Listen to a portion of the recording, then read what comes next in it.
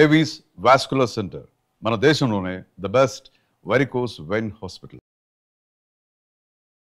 నమస్తే రమ్మగారు. నమస్తే జయ. ఏదైనా ఒక మంచి కథ చెప్పండి రమ్మగారు. మంచి కథతో ఒక మంచి విషయం చెప్తాను జయ. తప్పకుండా. కబుర్ల దేవత కథ. కబుర్ల దేవతే. అయితే కబుర్ల దేవత కథ దాదాపుగా 60s లో అట్లా రాయబడిందని అనుకుంటున్నాను నేను.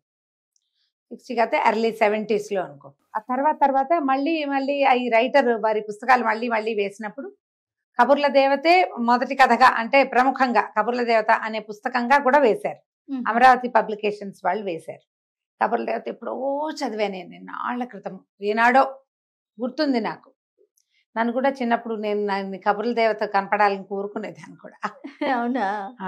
బాగుండేది కథ. ఓకే. చిన్న కథ అది. యాక్చువల్గా ఈ కొద్ది రోజుల క్రితం ఒక ఆర్టికల్ చదివాను నేను. ఈ కబుర్ల దేవత పుస్తకం రాసిన కవి గారికి, రచయితకి కేంద్ర సాహిత్య అకాడమీ బాలల సాహిత్యానికి అవార్డు వచ్చింది. అబ్బా, ఆ పుస్తకానికి. ఎంత గొప్ప విషయం కదండి. గంగిశెట్టి శివకుమార్ గారని, వారి కథలు మనం చాలా చెప్పుకున్నాం, చిట్టి కథలు. ఆ చిన్న కథని నేను కొంచెం పెద్ద కథ చేసేదాన్ని, కొన్ని కథలతో మనం కలిపి కూడా చెప్పుకున్నాం. ఎప్పుడు వారి పేరు చెప్పే సందర్భం రాలా. వీరికి సాహిత్య అకాడమీ అవార్డు రావటం వల్ల ఈ పుస్తకం పేరు ప్రముఖంగా చెప్పి ఈ కథ చెప్దాం అనుకున్నాను నేను. ఈ కబుర్ల దేవత కథల పుస్తకం మనకి అమరావతి పబ్లికేషన్స్ వాళ్ళు వేశారు.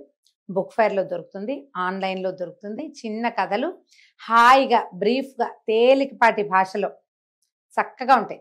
చిన్న కథలు చాలా హాయిగా ఉంటాయి. అవకాశం ఉన్న వాళ్ళు, పుస్తకాలు చదివే అలవాటు ఉండి పిల్లలకి తెలుగు పుస్తకాలు గిఫ్ట్ చేయాలనుకుంటే కనుక మీరు ఆన్లైన్ ఈ బుక్ కొనుక్కోవచ్చు. అమరావతి పబ్లికేషన్స్ వేశారు. అయితే నేను వారితో కూడా మాట్లాడాను. ఆ ఫోన్ నెంబర్ దొరకగానే ఒక ఉత్సాహం వస్తుంది అనమాట. రచయితలతో మాట్లాడే అవకాశం బాగుంటుంది కదా. అయితే ఈ కథ భలే బాగుంటుంది జయ. ఈ బుక్కి అవార్డు రావటం ఒక ప్రముఖమైన సంగతి. కథ అయితే మరీ ముచ్చటగా ఉంటుంది. ఓకే. పూర్వం ఒక ఊళ్ళో ఒక ఆయన ఉండేవాడు. ఈయనకి చాలా కబుర్ల పోగు. రామయ్య అనుకుందాం ఆయన పేరు. ఎంత కబుర్లో. కబుర్లు అంటే జనరల్గా ఏం చెప్తాం మనం? ఆసెమా ఓసెమా, చిన్నప్పటివి మొన్నటివి ఎప్పటివో చెప్తాం, మాట్లాడుతూ. నేను నీతో మాట్లాడాను, నువ్వేదో నీ ఆసెమా ఓసెమా చెప్పావనుకో, అయిందా? రేపు నేను ఇంకోళ్ళతో మాట్లాడాలంటే ఏం కబుర్లు వెళ్తాయి? పాత ఆసెమా ఓసెమాలతో పాటు లేటెస్ట్ ఆసెమా ఓసెమా ఇక్కడ వస్తాయి కదా.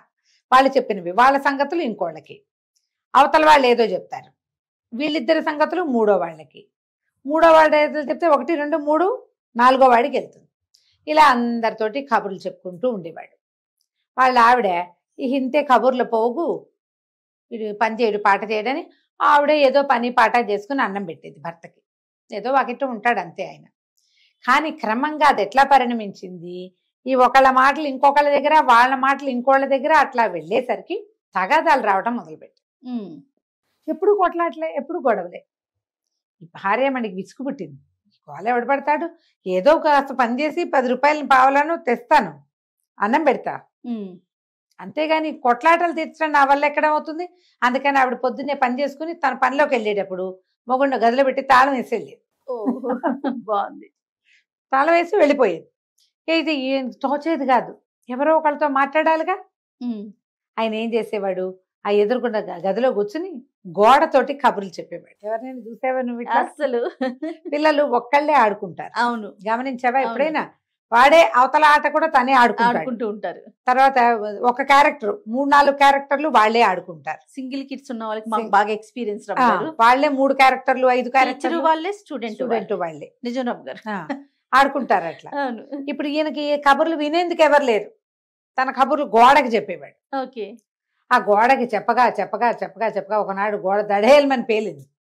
గోడలోంచి తేవత బయటకు వచ్చింది. ఈ పుస్తకానికి ఉన్న కవర్ పేజీ మహా ఇంట్రెస్టింగ్ గా ఉంటుంది. నీకు చూపించా కదా, గోడలోంచి జేజ్ వస్తుంది. ఈయన మహావినయంగా నుంచున్నట్టుగా నమస్కారం పెడుతున్నారు, చిన్న పంచి లాంటిది ఏదో కట్టుకుని దండం పెడుతున్నాడు. ఈ వంగి ఆశ్చర్యపోయాడు. ఎవరమ్మా నువ్వు అన్నాడు. నేను కబుర్ల దేవతని, ఇన్ని రోజుల నుంచి నువ్వు చెప్పే కబుర్లన్నీ వింటున్నాను. ఓకే. ఎంతో బాగా కబుర్లు చెప్తున్నావు నువ్వు ఇంత బాగా చెప్తున్నావు కాబట్టి ఇగో నీకు బహుమతిగా ఇస్తున్నానని ఇంత డబ్బు సంచి ఇచ్చింది. చేసరికల్లా ఎంతో సంతోషం వచ్చి, ఏమిటి ఇన్నేళ్ళ నుంచి వాళ్ళకి వీళ్ళకి కబుర్లు చెప్తా, ఎప్పుడు ఏమి రాలా, కబుర్ల దేవత చూడు ఎంత బాగా ఇచ్చిందో. సాయంత్రం భార్య ఇంటికి వచ్చేసరికి ఆవిడ ఆశ్చర్యపోయింది. బోళ్ళంత డబ్బు వచ్చింది. ఇక ఆవిడ పని చేయక్కర్లేదు పెద్దగా. సరే ఇల్లు వాకిలి చక్కగా మంచివి కొనుక్కున్నారు, పొలం పుట్రా కొనుక్కున్నారు, హాయిగా ఉన్నారు. వీళ్ళ పొరుగున ఇంకొక ఇష్టయ్య ఒక ఆయన ఉన్నాడు. ఆయనకి కళ్ళు కుట్టినాయి. ఏమిటి వీళ్ళకి ఇంత డబ్బు ఎట్టా వచ్చింది సడన్ గా? కొంతమంది చెప్పరు, కొంతమంది నిజాలు చెప్తారు. ఈయన ఉన్నాడు కదా రామయ్య గారు, ఏదైనా చెప్పేస్తాడు. ఆ కిష్టయ్య గారు వచ్చి రామయ్య గారి దగ్గర కూర్చుని, ఏమిటి రామయ్య నీకు ఇంత డబ్బులు ఎట్టా వచ్చినాయి ఏమిటి అని అడిగితే, ఏముంది నేను కబుర్లు చెప్తాను కాదు, మా ఆవిడ గదిలో పెట్టి తాళం వేసి వెళ్ళేది, రోజు గోడతో మాట్లాడా, కొన్నాళ్ళకి ఆ గోడలోంచి అమ్మవారు బయటకు వచ్చి కబుర్ల దేవత డబ్బులు ఇచ్చింది అన్నాడు. ఈ కిష్టయ్య కనిపించింది, అయ్యో రామా నేను ఇంతంత పని చేసుకుంటున్నానే, ఈ పొలం వెళ్ళి ఈ పనులు ఏమిటి, ఈ గోల ఏమిటి, వీడికి మళ్ళీ రోజు ఊసిపోక 4 కబుర్లు చెప్తే దేవత ఏ దేవత వచ్చి డబ్బు ఇవ్వకపోయినా వాడికి ఇచ్చిందిగా, మనకు కూడా ఇస్తుంది. సరే ఈయన ఏం చేశాడు, కూర్చుని తను కూడా తలపేసుకుని గోడతో కబుర్లు చెప్పడం మొదలెట్టాడు. రామయ్య గారు చిన్నప్పటి నుంచి కబుర్లు చెప్పే అలవాటు ఉన్న మనిషి. పైగా ఏదైనా విషయం వింటే ఇంకొకళ్ళకి చెప్పేటప్పుడు రంజుగా వర్ణించి చక్కగా చెప్పగలడు. మాటల పోగు, కథ బాగా చెప్పగలడు. బాగా చెప్పగలిగే వాళ్ళు ఏముంది, ఒక వాక్యం ఇస్తే చాలు దానికి ఎక్కి తొక్కతిక పీకి గంట సేపు చెప్తారు. ఈ కిష్టయ్య గారు కష్టజీవి పాపం, ఏదో పొలం వెళ్ళటం పని చేసుకోవటం తప్పిస్తే కబుర్లు కాకరకాయలు రావు. ఈయన ఏం చెప్తాడు, ఏదో చెప్పాడు. 4 రోజులు 3 రోజులు అయ్యేసరికి కబుర్ల దేవత మళ్ళీ ఆవిడ గోడ పగల కొట్టుకుని వచ్చింది. తెగ తిట్టింది, నువ్వు నీ పిచ్చి మాటలు ఏమి రుచికరంగా లేవు, నీ ఒక్క కబురు కూడా డబ్బుల ఆశతోటి ఈ పని చేస్తావా, అంతే కదా, ధనం మీద ఆశతోటి నన్ను విసిగిచ్చావు నువ్వు అని గట్టిగా కేకలుస్తుంది. నోరు పడిపోయేలాగా శాపం పెడతాను. బతులాడుకున్నాడు, మా అమ్మ మా తల్లి ఇంకెప్పుడు ఇలాంటి పొరపాటు చేయను, నన్ను వదిలిపెట్టేసి నేను ఇంకెప్పుడు కబుర్లు చెప్పాను, నా పని నేను చేసుకుంటాను. వాడికి అదే వచ్చు, అందుకని వాడు అదే చేశాడు. నీకు ఇంకా వేరే పనులు వచ్చు కదా, ఆశపోతానానికే కదా నువ్వు ఈ పని చేస్తున్నావు. ఇంకోసారి పిచ్చి కబుర్లు చెప్పావంటే ఊరుకోన్నాను. గోడ కాస్త మళ్ళీ అతుక్కుపోయింది. కిష్టయ్య గారు నోరు గట్టిగా మూసుకొని బయటకు వచ్చేసాడు. అందుకని కబుర్లు ఎవరు చెప్పాలో వాళ్ళే చెప్పాలి. అలానే కథలు కూడా రమ్మగారు కబుర్లు మాత్రమే కాదు, కథలు ఎవరు చెప్పారో వాళ్ళే చెప్పాలి కదా, 100%. ఇదే కథ. అది చాలా ఈ కథతో పాటు ఇంకా చాలా కథలు ఉన్నాయి ఆ పుస్తకంలో. గంగిశెట్టి శివకుమార్ గారి పేరు మీరు ఆన్లైన్ గూగుల్లో సెర్చ్ చేసినా మీకు కనపడుతుంది. కబుర్ల దేవత అనే పుస్తకం కోసం టైప్ చేసినా మీకు కనిపిస్తుంది. పుస్తకం చదవండి, మీ పిల్లలకి ఆ కథలు వినిపించండి. ముఖ్యంగా శివకుమార్ గారిని అభినందించండి. తప్పకుండా ఒక మంచి రచయిత గురించి మనం తెలుసుకునే అవకాశం దొరికిందండి. నమస్తే.